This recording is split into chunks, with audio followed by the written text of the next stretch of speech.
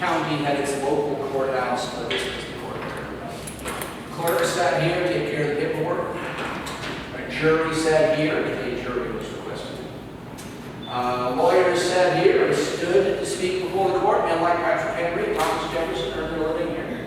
This is the only court where Jefferson ever argued a case against a lawyer. The public stood out here to watch the proceedings. Witnesses, plaintiffs, petitioners, and defendants stood along this railing, the bar of the King's Justice, as it was called. This is the bar. The lawyer who passed the bar. The defendant stood right here. Standing trial, literally, the bar of the King's Justice. Most of the proceedings here were lawsuits. This was chiefly a court of appeals, where cases came out from the county courts. But this was also the only place in Virginia where a free person could stand trial for a felony.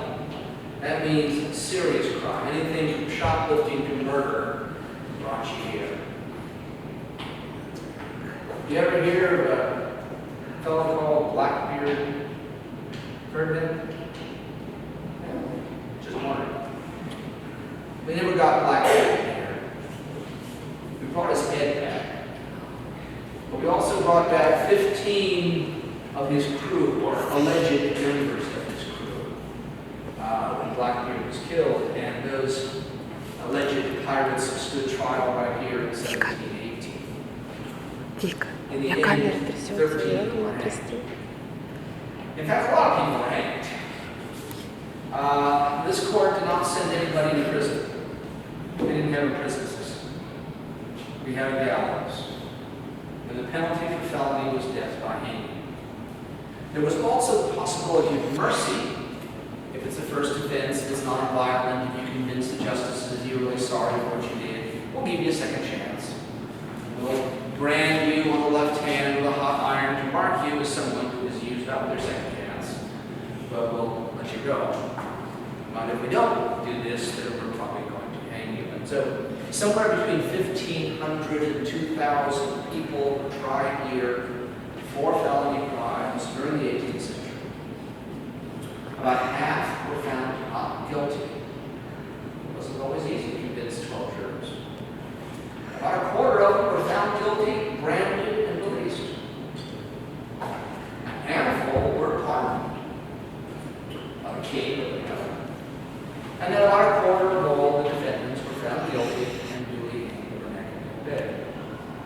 Including one man we noticed hanged for sacrilege.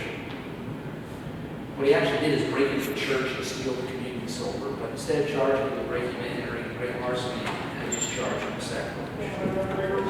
So that charge was hanged. Now I mentioned this whole thing about religion. This is where they go. What happens with independence? What is that going to mean in terms of the Church of Virginia, the church attendance laws, the church taxes, and so on? What's it going to mean for Jews and Roman Catholics and Presbyterians in addition to the Anglicans? Well, they weren't quite sure. The gentleman who drew up the Declaration of Rights, he put in this language, that all men should enjoy the greatest toleration in the exercise of religion, unpunished and unrestrained, unless, under the cover of religion, any man disturbs the peace, the happiness, or the safety of society. That would be a change. That would enable Roman Catholics to freely worship for the first time. That would be a change. Presumably would allow Jews to own property, and then be citizens. But there were some that were not satisfied with that. And one of them was a young man named James Madison. He's 25 years old. He said, no, there's no place for religious toleration in a free country. What? Toleration is great. It's better than persecution. But it misses the point. Toleration is still someone in authority saying, we may not agree with you, we may not approve of you, but we will tolerate you. We will allow you to live here. We will permit you to exist. We will refrain from punishing you for your strange ideas and your weird practices, so long as you don't cause us any trouble. That's toleration, Mr. We should aim higher. For a man to follow the dictates of his own mind and his own conscience, that, if anything, is one of those natural rights that each man has.